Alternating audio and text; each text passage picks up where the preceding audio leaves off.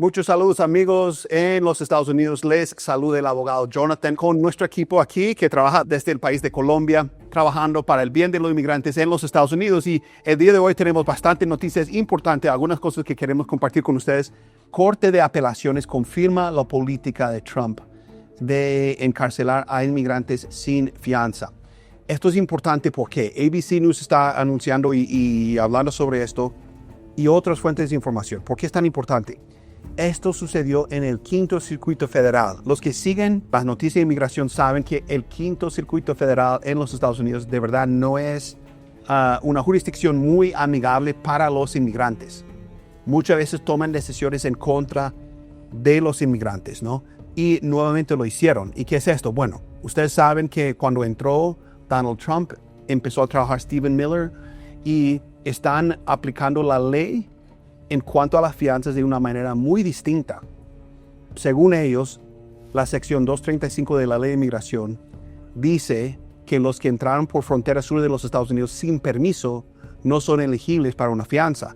El problema es que durante las últimas 2 décadas sí eran elegibles para una fianza. Entonces, en vez de cambiar la ley, en vez de pasar por el Congreso y buscar un cambio de esta manera, lo que están haciendo es cambiar la interpretación de las leyes que ya existen. Una corte federal en California tomó una decisión diciendo que eso no es cierto, eso no es correcto y tienen que aplicar la ley de la misma manera en la que la han aplicado durante las últimas décadas, ¿no? Pero ahora la Corte de Apelaciones del Quinto Circuito Federal dice que no, que según ellos, según estos jueces, y eran 3 jueces, ¿no? 2 de los 3 jueces tomaron una decisión a favor de Donald Trump diciendo que no, Donald Trump sí lo está aplicando de la manera correcta, según ellos. Entonces sí pueden negarle la fianza a las personas quienes ingresaron por la frontera sur de los Estados Unidos.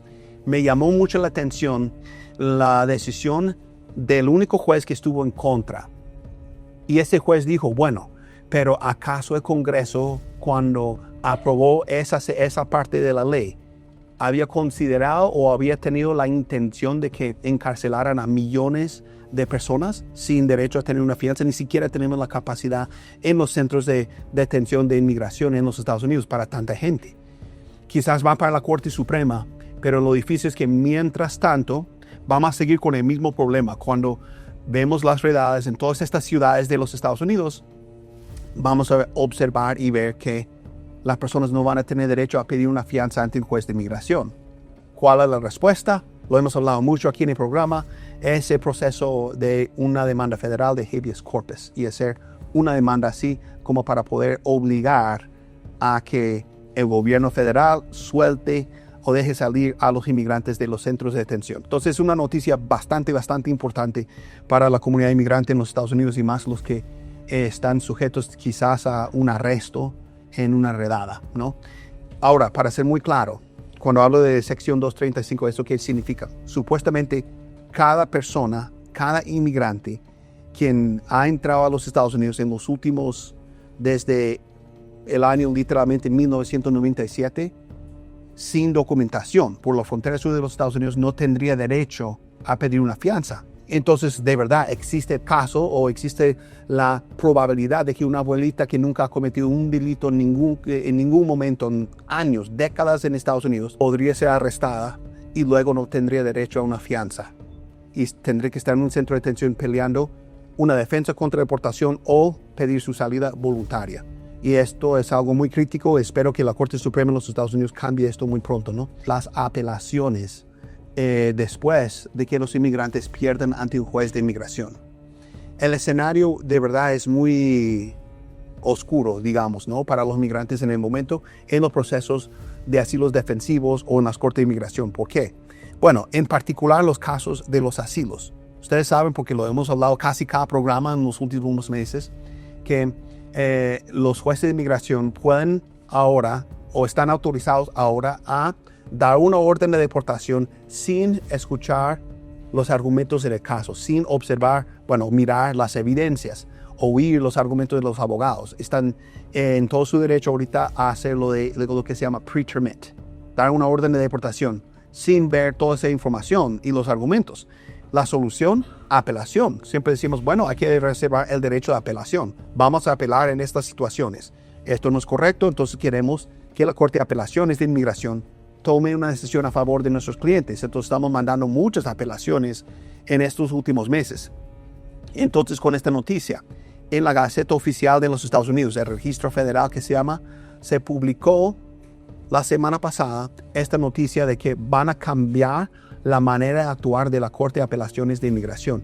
En vez de dar una decisión a nivel individual de cada inmigrante, quien paga pues los $1,030 que hay que pagar para una fianza y luego espera años para que un juez revise su caso, ¿verdad? En vez de hacer eso, lo que van a hacer más bien es revisar los casos que les llegan, negar la gran mayoría, el 98%, y solo con el 1 o 2% de los casos que les llega van a dar una decisión y van a tomar el caso en serio. ¿Y por qué? Van a empezar a actuar como actúa la Corte Suprema de los Estados Unidos. Eso es lo que siempre ha hecho la Corte Suprema de los Estados Unidos. Reciben muchas apelaciones de las Cortes Federales y no tienen ni espacio ni tiempo para obviamente decidir todos esos casos. Entonces escogen los casos que ellos consideran que son los casos más importantes que podrían afectar a muchas personas y tomen decisiones en esos casos. La Corte de Apelaciones va a ser algo muy similar de inmigración, ¿verdad? Va a ser algo muy similar. Digamos, un ejemplo, ¿no? Hay 3 millones, no sé, de personas pidiendo asilo. Y sí hay en las cortes de inmigración, 3.4 millones. Y de esos 3.4 millones, no sé, unos 4,000 tienen doble nacionalidad, por decir, y están perdiendo en las cortes. Entonces, en vez de tomar una decisión específica en cada uno de los 4,000 casos, donde la persona perdió porque tiene doble nacionalidad, van a escoger uno de esos casos y dar una decisión precedente. Entonces la decisión precedente va a afectar a los demás casos, aun cuando el juez no tomó una decisión a nivel individual en cada caso. ¿Sí? Entonces eso va a cambiar, parece ser. Ahora, no ha entrado en vigor todavía. Todavía está en un proceso donde el público tiene derecho de hacer comentarios y expresarse, ¿verdad? Y pedir que cambien ciertas cosas.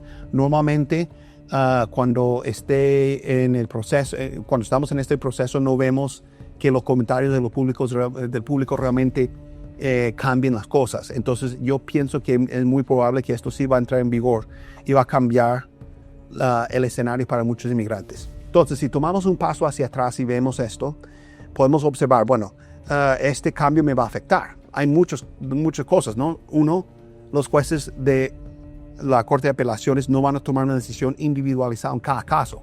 Número 2, en vez de tener 30 días para mandar la apelación, uno solo va a tener 10 días. O sea, en 10 días, y eso es nada de tiempo. ¿Sí? Yo siempre les digo, tienen que contratar a un abogado con tiempo. No pueden esperar que el abogado de repente tome su caso y pueda ayudarte en muy poco tiempo, ¿verdad?